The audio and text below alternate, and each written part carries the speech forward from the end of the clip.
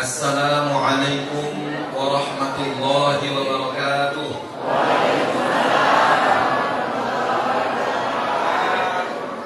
Baik, ini ada yang belum jawab kayaknya ya. Saya ulangi nih. Tapi saya awali dengan pantun dulu. Silakan dijawab cakep atau nggak cakep terserah. Makan siang makan malam lebih enak pakai kuah. Siapapun yang menjawab salam, saya doakan rizkinya melimpah. Kalau sudah masalah rezeki langsung rame. Saya ulangi, Assalamualaikum warahmatullahi wabarakatuh.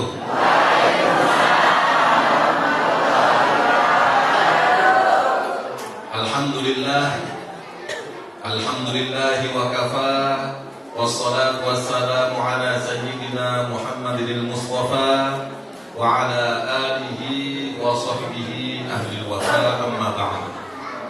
Qala Allah ta'ala fi kitabihil karim, a'udzu billahi minasy syaithanir rajim. Subhanalladzi asra bi 'abdihi lailan minal masjidil haram ilal masjidil aqsa alladzi barakna hawlahu linuriyahu min ayatina innahu huwas sami'ul basir. Shadaqallahul azim. Bapak-bapak, ibu-ibu yang semoga senantiasa dimuliakan oleh Allah Subhanahu wa taala, dan yang saya hormati para tokoh agama, tokoh masyarakat, wabil khusus Bapak Lurah Kelurahan Sumberjo 1, Bapak Babin Katipmas yang saya hormati, Bapak Babinsa, juga Bapak Ketua Lingkungan, Bapak RT, Bapak RW, juga Bapak Ketua Masjid Darul Hidayah beserta wakilnya, dan seluruh tokoh masyarakat, tokoh agama yang tidak dapat saya sebutkan satu persatu tanpa mengurangi penghormatan saya pada beliau-beliau. Alhamdulillah, pada malam hari ini malam yang cukup cerah, karena kita sedang musim apa tadi kata Bapak Lurah? Musim hujan. Alhamdulillah, ketika bapak-bapak kumpul di masjid ini ternyata hujannya ditunda. Alhamdulillah. Jadi sekedar ingin cerita bapak-bapak ya. Jadi kita ini musim hujan, dan saya itu kalau di Indonesia senang sekali kalau pas musim hujan. Karena saya pernah lama di satu negara nggak ada hujan di sana. Saya pernah di mana di Mesir cukup lama. Ya sebentar, sekitar 20-an tahun gitu lah. Nah, di sana itu kalau hujan hanya sekitar 2 atau 3 kali setahun. Itu pun menunggu kalau mau musim dingin atau setelah musim dingin mau masuk musim semi, itu baru turun hujan. Hujannya pun hanya kritik-kritik saja atau tidak lebat seperti Indonesia.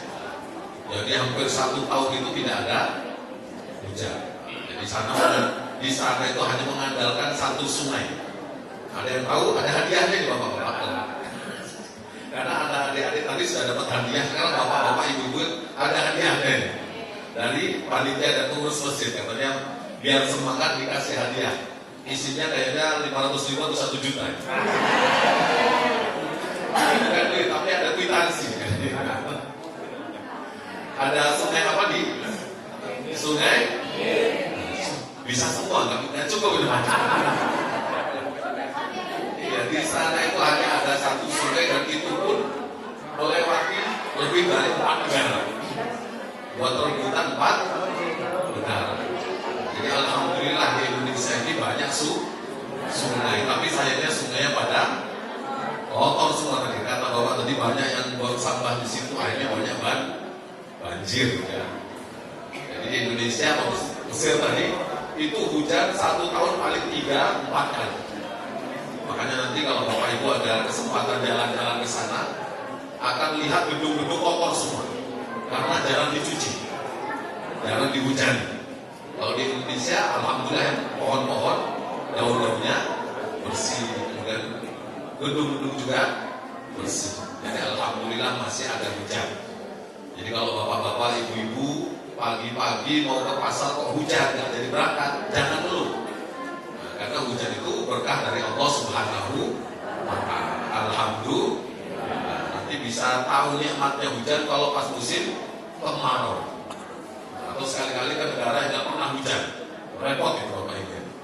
Alhamdulillah, insya Allah Indonesia ini karena hujannya ada, sungainya ada, tidak akan kelaparan insya Allah. Amin ya Rabbal. Tinggal disyukuri. Alhamdulillah kita tinggal di Indonesia, negara yang makmur, ada hujan, kemudian sungai juga banyak. Insya Allah kita semua tidak akan mengalami apa? Kelaparan insya Allah di Indonesia. Amin ya Rabbal. Baik, sekedar cerita sebentar. Ini hadiahnya nanti Bapak Ibu ya. Alhamdulillah, ini karena adik-adik tadi sudah dapat hadiah semua, sekarang Bapak-bapak Ibu-ibu biar nggak cuma nonton saja. Nanti ada pertanyaan-pertanyaan yang mudah insya Allah.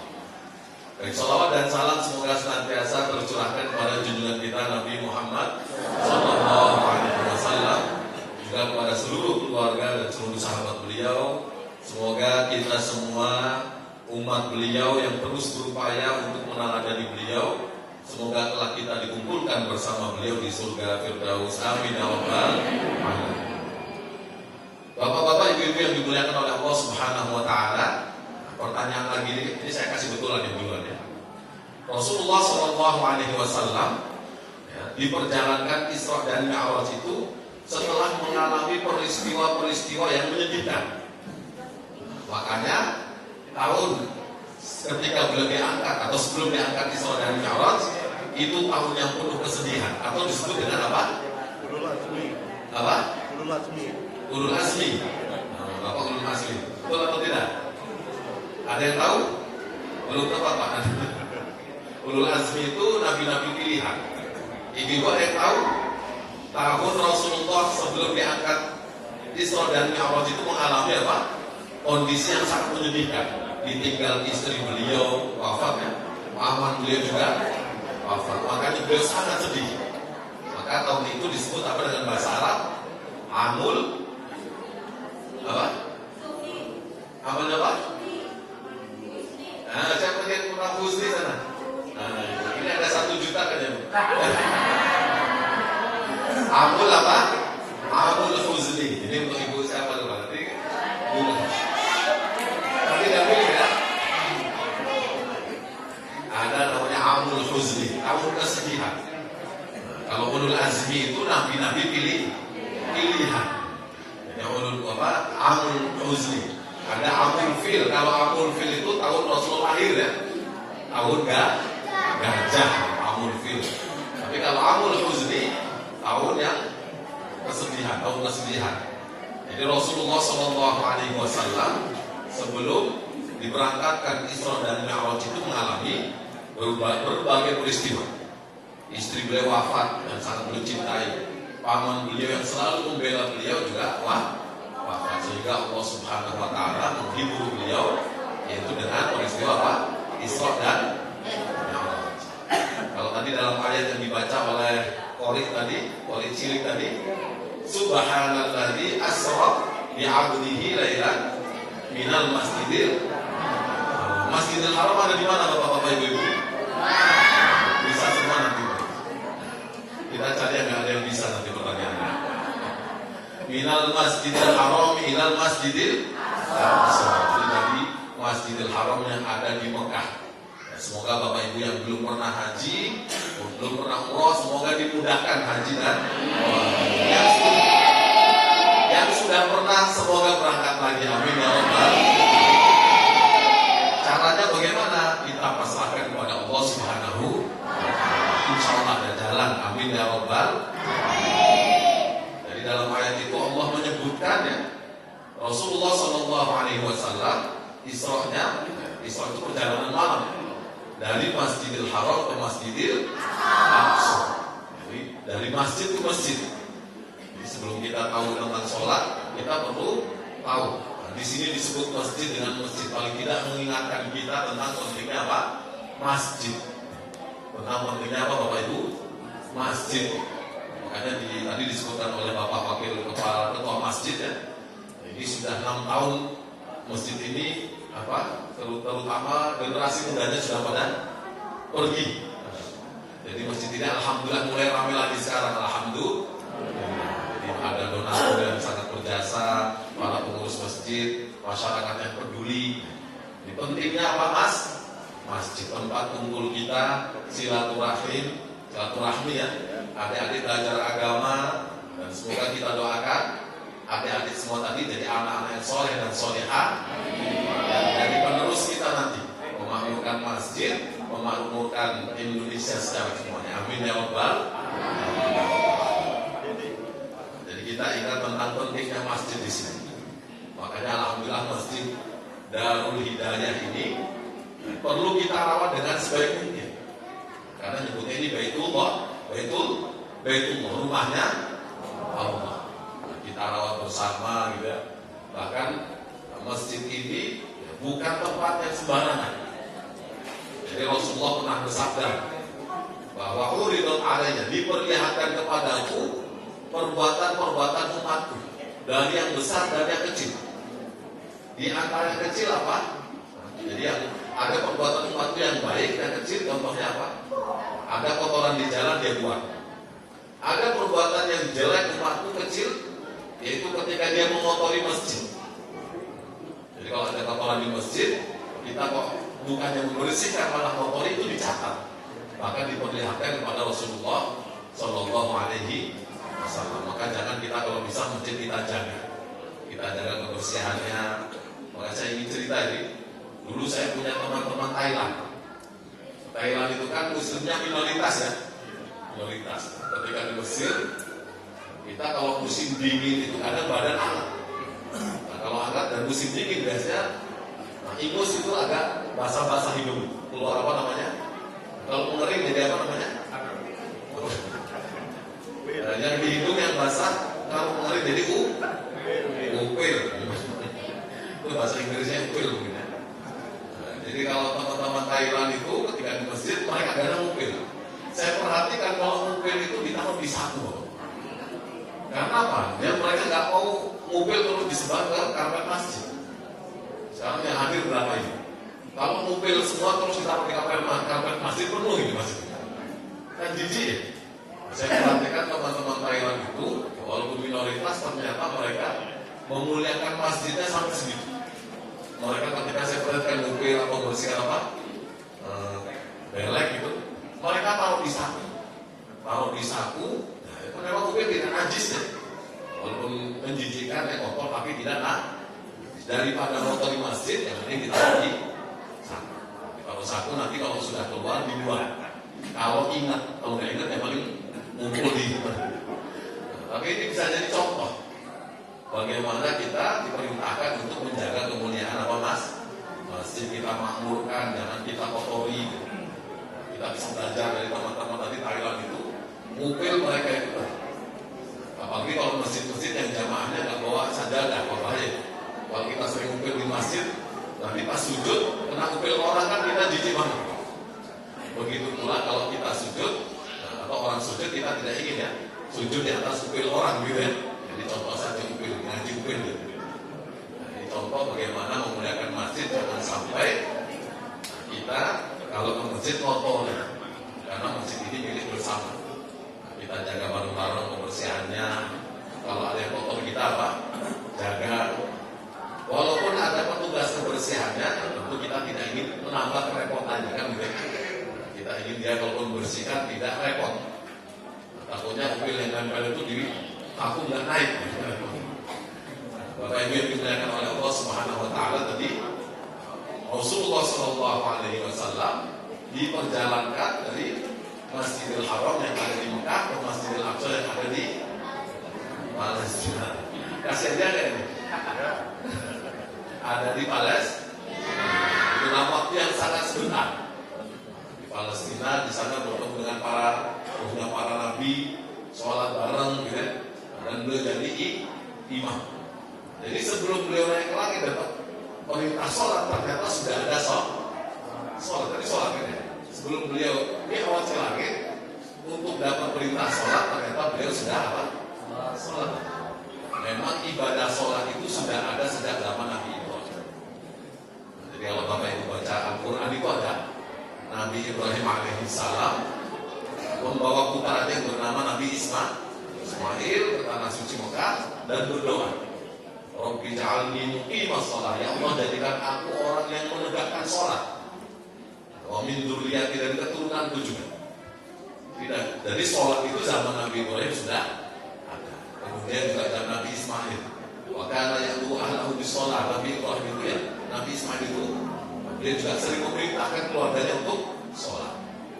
Nabi Musa juga diperintahkan oleh Allah, wa aqimis sholata li dzikri, dirikanlah sholat untuk ingat aku, dan seterusnya. Jadi sebelum Nabi Muhammad SAW mendapatkan perintah sholat itu sudah ada sholat, cuman beda. Jadi sholat yang 5 waktu itu mulai Nabi Muhammad SAW dan umat kita semua. Alhamdulillah ya, sholatnya ada berapa? 5 waktu. Kalau aslinya berapa? 50. Bisa kebayang nggak Bapak Ibu? Kita yang 5 waktu aja banyak yang bolong-bolong ya. Insya Allah jamaah ini nggak ada yang bolong ya. Adanya di sana jauh, 5 meter dari sini. 5 meter jauh sekali. Nah, alhamdulillah untung 5 waktu. Kalau 50 waktu lagi apa? 5 waktu saja kita sulit untuk apa makanan kadang. Alhamdulillah insya Allah jamaah kita ini istiqomah semua. Amin ya Allah. Jadi beliau sebelum naik Mi'raj itu sudah sholat memang, cuman belum sampai 5 waktu. Jadi beliau sholatnya pagi, sore, kadang malam juga dan seterusnya. Dan ada yang menarik ya Bapak Ibu ya. Nah, beliau itu sebelum mendapatkan perintah sholat, beliau kan ketemu dengan para nabi.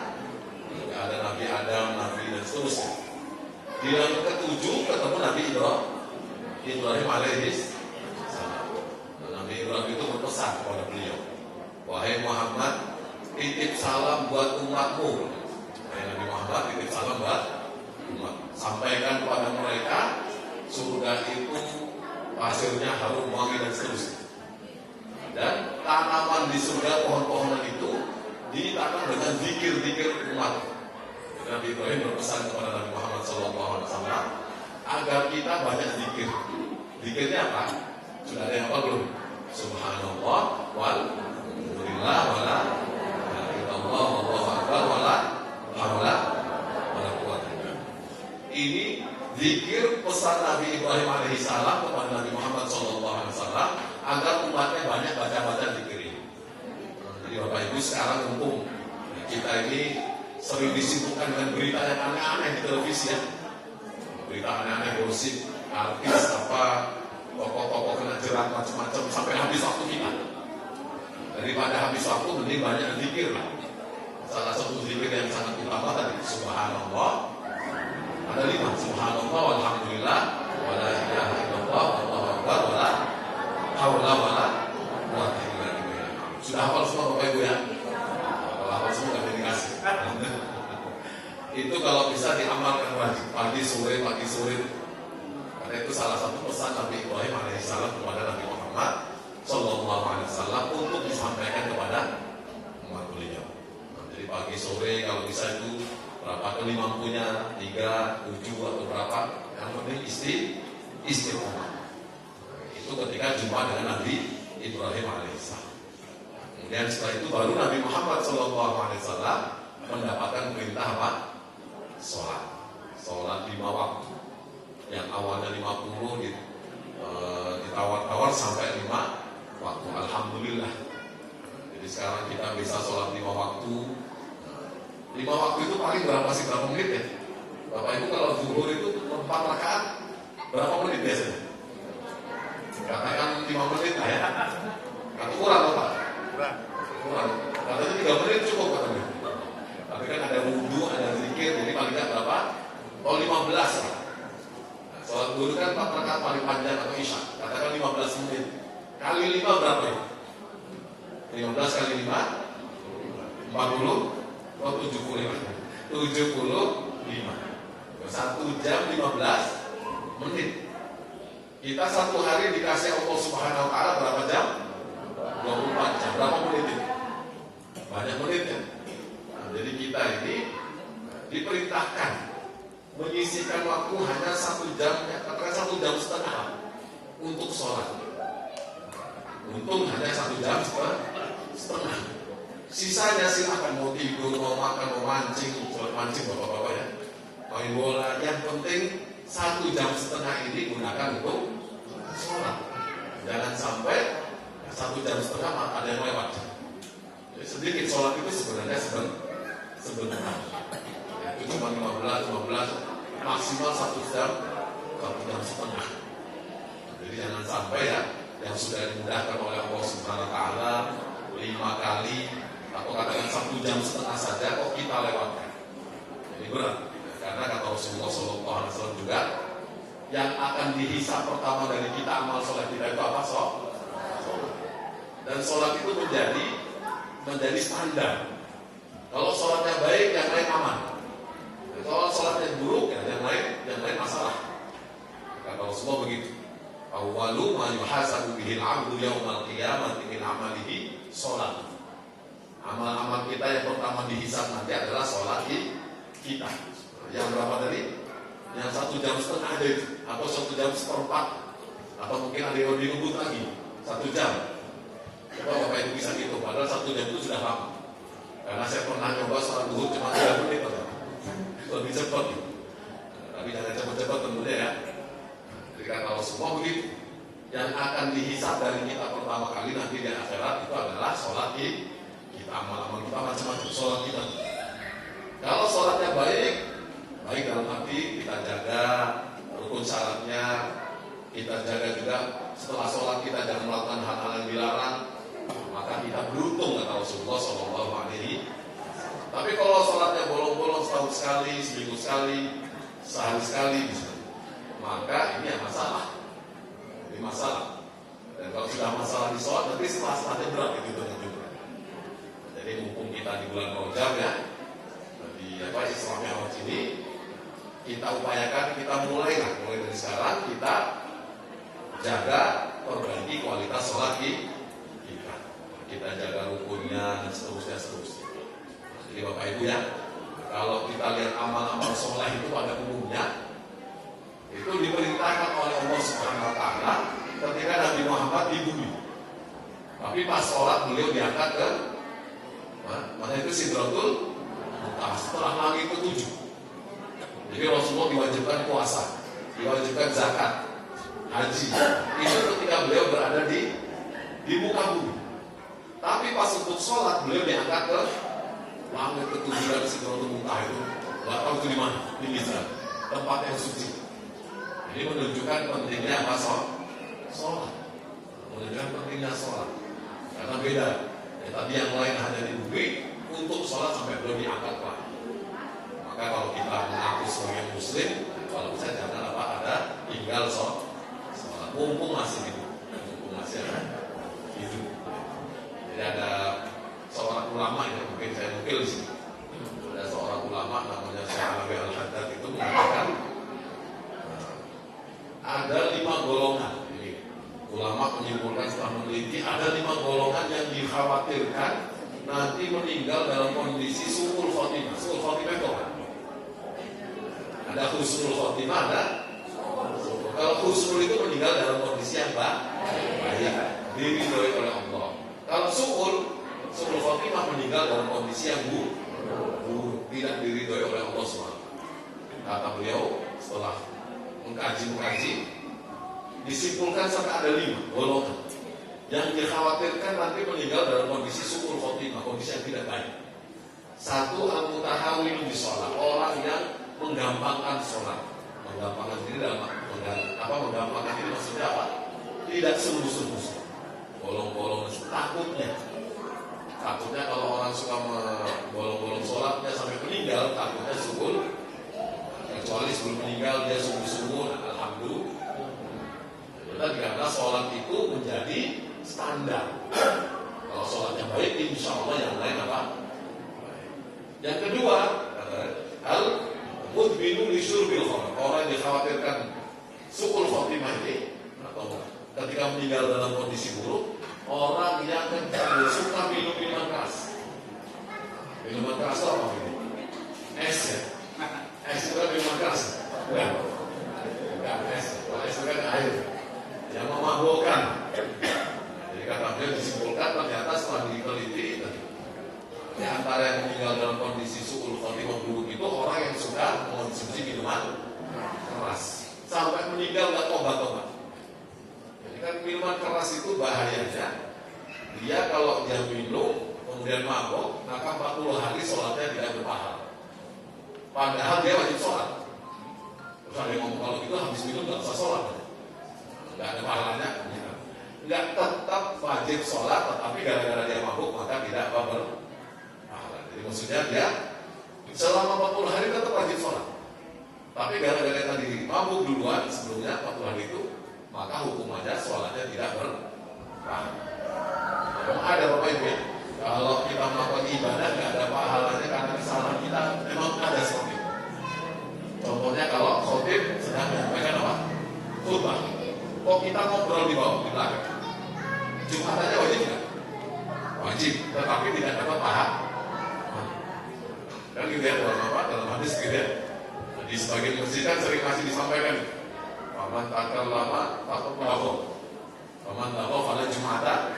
Nah, orang yang ketika khotib menyampaikan khutbah kok malah ngobrol ngomong dengan temannya, maka sudah melakukan perbuatan yang sia-sia. Barang siapa kok melakukan perbuatan yang sia-sia ketika khotib menyampaikan khutbah, maka sia-sia saja Jumatannya, dalam arti tidak mendapatkan apa-apa, walaupun dia tetap wajib Jumatan. Nah, seperti tadi, orang minuman keras terus sampai meninggal, sholatnya nggak berpahala terus, jadinya syukur. Semoga ya kita terhindar dari yang namanya minuman keras ini. Kemudian yang golongan ketiga katanya, kata beliau disebutkan itu al-aqulil walidaini, orang yang durhaka kepada kedua orang tua. Wajar, orang tua kan sudah habis-habisan ya, mengorbankan apa? Tenaga, waktu, pikiran, bahkan tidak sedikit orang tua yang rela mengorbankan nyawa demi keselamatan anaknya. Orang tua yang sudah seperti itu kok anaknya durhaka dan tidak minta maaf sampai meninggal, maka anak ini meninggal dalam kondisi apa? Syukur. Insya Allah kita tidak durhaka ya. Tidak. Kalaupun sudah terlanjur, misalnya ada di antara kita yang sempat durhaka, belum minta maaf, orang tua kita meninggal. Kan sudah meninggal, minta maaf sudah nggak sebab. Maka kata Imam Ghazali, ya sudah, banyak-banyak doakan orang tua. Banyak doakan, minta ampun pada Allah untuk orang tua. Kalau ada duit, sedekahkan, nanti pahalanya untuk orang tua. Ada duit banyak, lebih sedekahkan untuk masjid apa? Darul Hidayah, misalnya ini pahalanya untuk orang tua saya. Semoga harapannya nanti ketika hisab dia kiamat dipertemukan dengan orang tua dan orang tua memaafkan. Amin ya rabbal. Karena kadang kita ini tidak sengaja durhaka, mengecewakan orang tua, menyakiti, belum sempat minta maaf sudah meninggal duluan orang tua. Ini kan sudah tidak bisa minta maaf, namanya juga sudah meninggal jadi, maka caranya banyak-banyak doakan orang tua ini. Kemudian golongan yang keempat, yang pertama apa tadi? Orang yang menggampangkan sholat. Yang kedua, orang yang suka minum-minuman. Yang ketiga, durhaka kepada orang. Yang keempat, alladzina yu'dhunal muslimin atau alladzina yadhlimunal muslimin. Orang yang suka berbuat zalim kepada orang-orang muslim atau orang umum. Berbuat zalim itu apa? Yang menyakiti. Menyakiti dengan lisannya, menuduhnya, yang menyakiti. Kemudian mukul, ngambil duit orang dan sebagainya. Jadi kan mendolimi orang lain.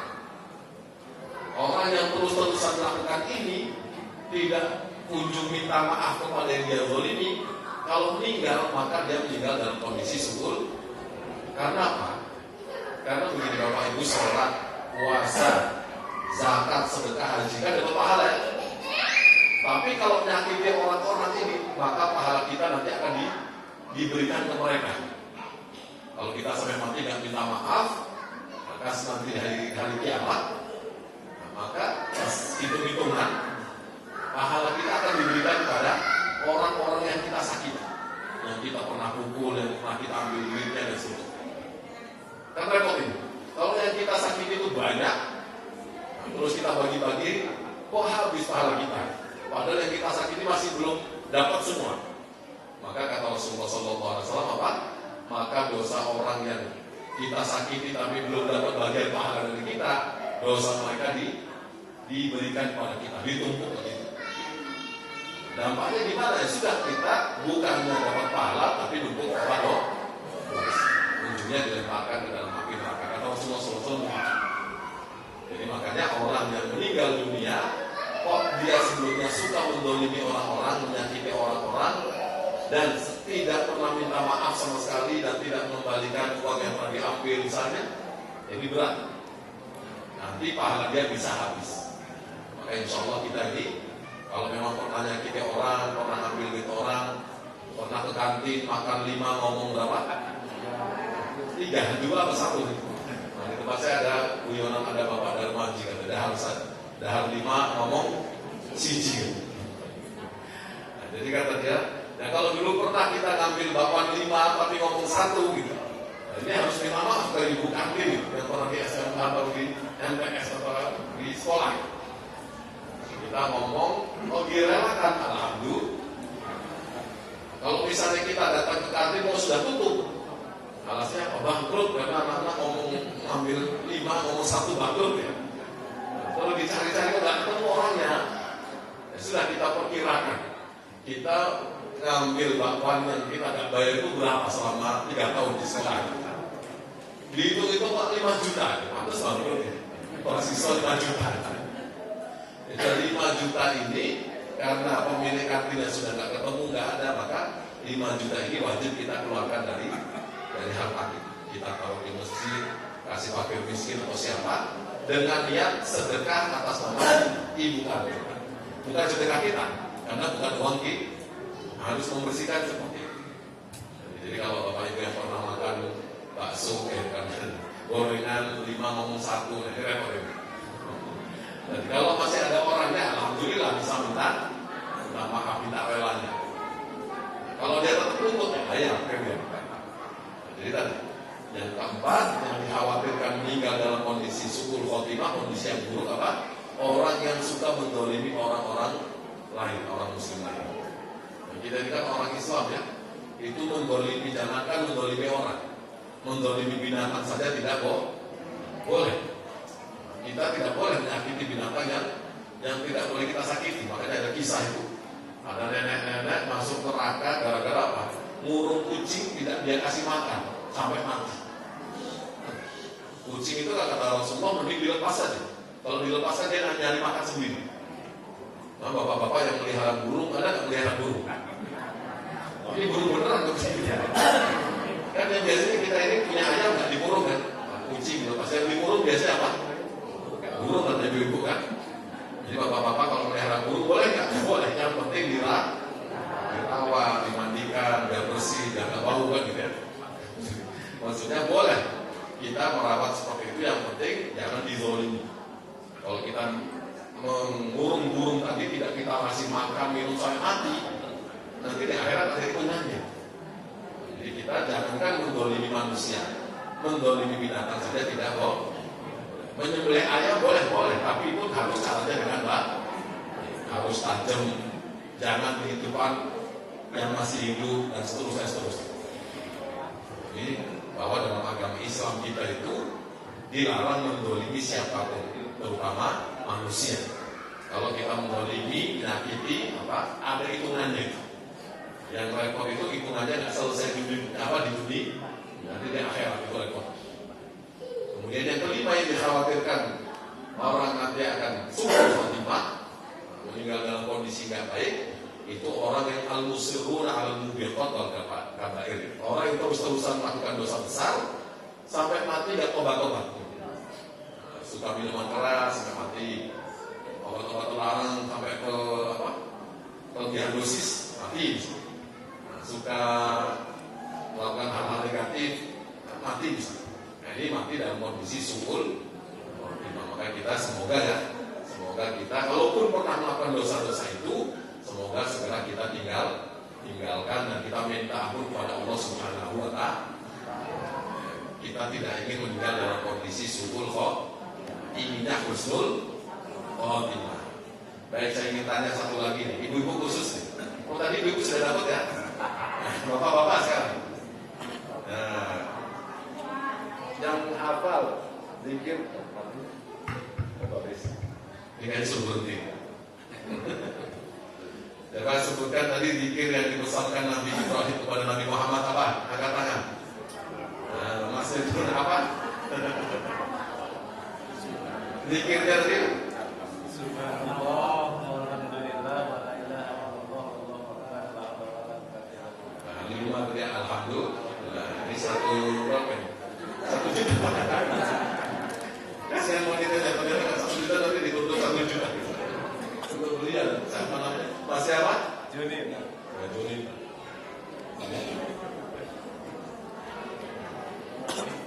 Baik, tadi Nabi Muhammad SAW mendapatkan perintah apa? Sholat 5 waktu. Alhamdulillah hanya 5. Sholat ini jadi cas bagi kita.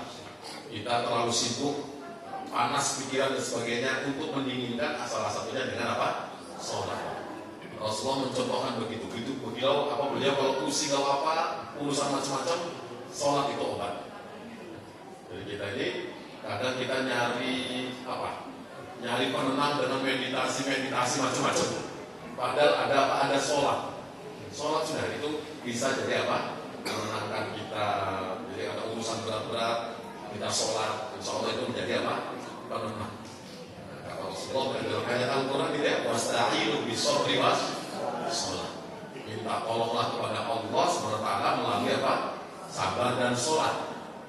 Jadi kalau ada urusan sulit, pusing dan sebagainya, wudu, tenangkan diri, kemudian apa kita sholat. Baik sholat fardu maupun sholat sunnah. Bapak Ibu yang dimuliakan oleh Allah Subhanahu Wa Taala, masih ada, sudah mulai ngantuk. Nanti kita kasih kuis lagi. Rasulullah SAW tadi, jadi Isra Mi'raj intinya memang kewajiban apa? Kewajiban sholat tadi. Tetapi dalam peristiwa Isra dan Mi'raj, Rasulullah SAW juga dilihatkan berbagai hal yang luar biasa. Di antaranya tentang penghuni surga dan neraka. Yang menarik, banyak yang menarik sebenarnya. Jadi beliau diperlihatkan salah satu penghuni neraka itu apa? Kuku-kukunya dari tembaga. Ada orang yang kukunya dari tembaga, runcing-runcing, menyakari wajah dan dananya sampai habis. Beliau tanya ke malaikat Jibril, itu kenapa? Kok mereka begitu? Itu orang-orang yang suka makan daging orang gibah maksudnya. Menggibahin ngomong bukan orang ini. Itu bikin nanti orang masuk neraka dan disiksa dengan cakar sendiri. Jadi kita ini kan sekarang acara-acara di TV yang paling menarik acara gibah. Repotnya gitu. Jadi acara di TV tentang keluarga yang masalah suami istrinya apa, jadi acara yang menarik. Padahal itu urusan dalam negeri masing-masing. Jadi kita seringnya paling laris acara TV, acara rumpi Bu ya. Jadi ibu itu paling apa aja acara rumpi Bu? Silet, terus apa lagi? Silet terus apa lagi? Kis apa lagi? 1 juta. Ini problemnya. Jadi seringkali acara-acara TV apa itu malah yang paling laris yang gibah-gibah tadi, ngomong-ngomong kejelekan orang dan sebagainya, kan nggak pantas. Tidak masalah misalnya ada keluarga berprestasi, jadi omongan nggak masalah. Tapi seringnya kan yang kejelekan dalam keluarga orang itu yang tersebar. Kita ini senang kalau ada informasi artis ini terpergok selingkuh dengan ini, selingkuh terus. Itu kan nggak bagus seperti itu ya. Itu gibah. Padahal kata Rasulullah SAW tadi, beliau melihat ketika di neraka tadi ada orang yang mencakar-cakar dirinya dengan kuku tembaga sendiri itu karena sering apa di dunianya makan daging bangkai orang lain. Maksudnya apa? Gibah. Jadi kita tentu ya, setelah tahu ini kita kurangilah, kalau bisa kita tinggalkan yang gibah-gibah. Masih banyak yang menarik, masih banyak hal-hal bermanfaat yang bisa kita lakukan. Salah satunya tadi zikirnya Nabi Ibrahim alaihis salam, subhanallah walhamdulillah wa la ilaha illallah wallahu akbar wa la haula wa la quwwata illa billah. Itu 5. Subhanallah walhamdulillah wa la ilaha illallah wallahu akbar wa la haula wa la tinggal diamalkan kan ya. Tinggal diamal. Nah, kadang kita hafal tapi lupa mengamalkan. Insya Allah mulai malam ini, mulai besok pagi, sore kita perbanyak zikir, salah satunya zikir tadi. Biar apa? Setiap baca satu zikir tadi kita nanam pohon di surga. Insya Allah kalau sudah banyak tanamannya, tinggal kita nanti mendatangi, hiup di bawahnya. Amin ya rabbal. Jadi zikir dan dipesankan Nabi Ibrahim kepada Nabi Muhammad ketika Isra dan semoga Allah Subhanahu wa taala yang membimbing kita semua untuk bisa lebih baik ke depannya, apalagi kita baru masuk tahun 2026. 5 apa 6 ya? 6. Nah, semoga tahun 2026 ini lebih baik sholat kita, ibadah kita, dan semoga kebiasaan-kebiasaan buruk kita masa lalu kita tinggalkan. Amin ya rabbal. Ini sisa satu buat saya. Ada pertanyaan satu lagi? Ada yang tanya? Nah, saya kasih tanya mudah-mudah. Jadi kalau saya kira masih satu bukan dua ya. Nurul, masjid apa ini? Darul. Apa artinya masjid Darul Hidayah? Artinya apa Darul Hidayah? Apa? Jalan menuju hidayah. Ada yang lain? Apa? Rumah petunjuk atau rumah hidayah. Mana? Itu betul mbaknya. Siapa namanya? Nah, diambil ini 1 juta atau berapa gitu? Ini masjid Darul Hidayah, rumah petunjuk atau rumah hidayah. Semoga kita yang sering ke masjid ini senantiasa mendapatkan hidayah dari Allah Subhanahu wa taala, dan semoga kita dimudahkan dalam urusan-urusan kita semua. Semoga masjid ini semakin makmur, dan siapapun yang ikut berpartisipasi dalam pembangunannya, dalam pemakmurannya, baik materi dan maupun yang lain, semoga dibalas oleh Allah Subhanahu wa taala dengan balasan yang lebih banyak lagi. Amin ya rabbal alamin. Baik Bapak Ibu yang dimuliakan oleh Allah Subhanahu wa taala, karena saya perhatikan sudah hampir jam 10 ya. Nah, kita cukupkan atau saya cukupkan apa itu? Bukan ceramah, saya bukan ceramah. Ceramah singkat ini semoga bermanfaat, dan mohon maaf jika ada hal-hal yang kurang berkenan, dan kepada Allah Subhanahu wa taala saya mohon ampun, dan saya akhiri. Wassalamualaikum warahmatullahi wabarakatuh.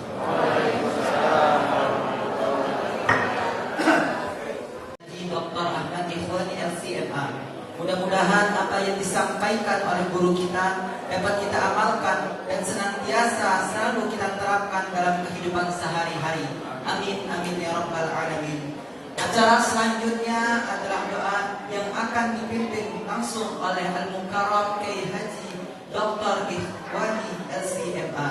Kepada beliau kami persilakan. Baik Bapak Ibu yang dimuliakan oleh Allah Subhanahu wa taala, sebelum kita menutup acara ini, marilah kita berdoa memohon kepada Allah Subhanahu wa taala semoga harapan-harapan baik kita dan juga hajat-hajat kita dikabulkan oleh Allah Subhanahu wa taala. Amin ya rabbal alamin. A'udzubillahi minasyaitonir rajim. Bismillahirrahmanirrahim. Alhamdulillahirabbil alamin. Hamdan yuwafi ni'amahu wa yukafi'u mazidah. Ya Rabbana lakal hamdu kama yanbaghi li jalali wajhikal karim wa 'azimi sultanik.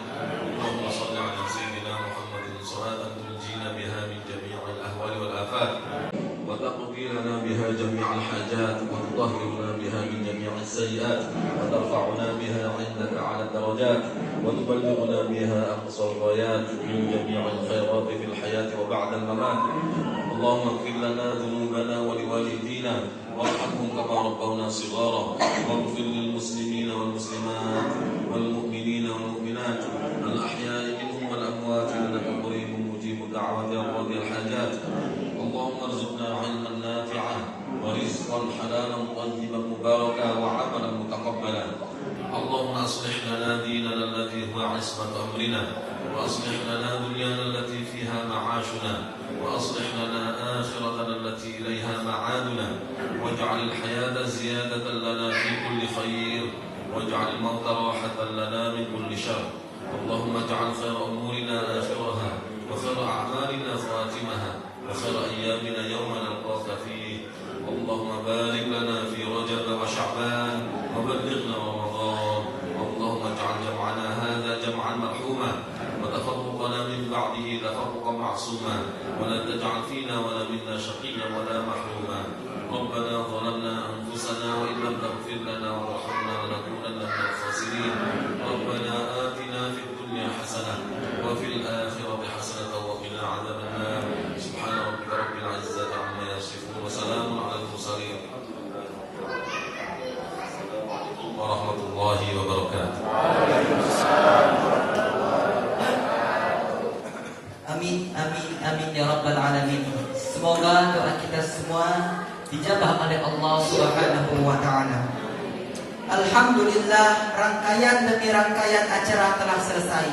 Atas nama seluruh panitia, apabila ada kekurangan dalam penyelenggara maupun penyampaian, kami mohon maaf sebesar-besarnya. Bapak Ibu, sebelum kita tutup acara, marilah kita bersama membaca hamdalah dan doa kafaratul majelis.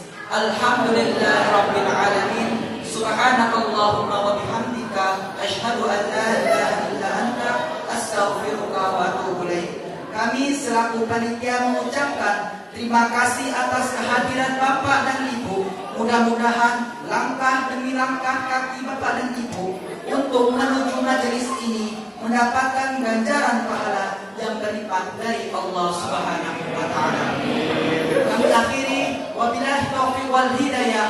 Wassalamualaikum warahmatullahi wabarakatuh.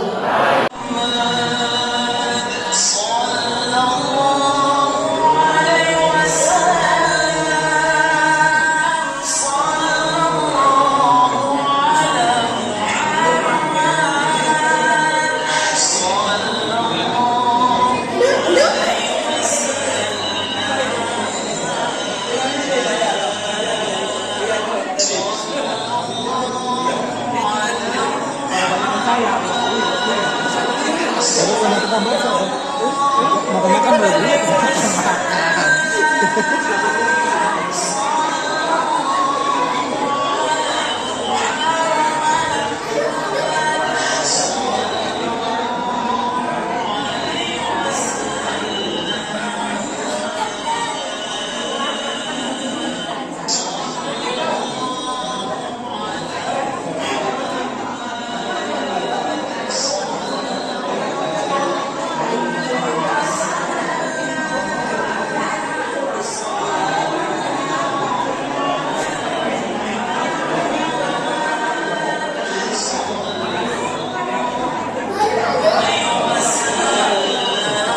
Terus langsung balik.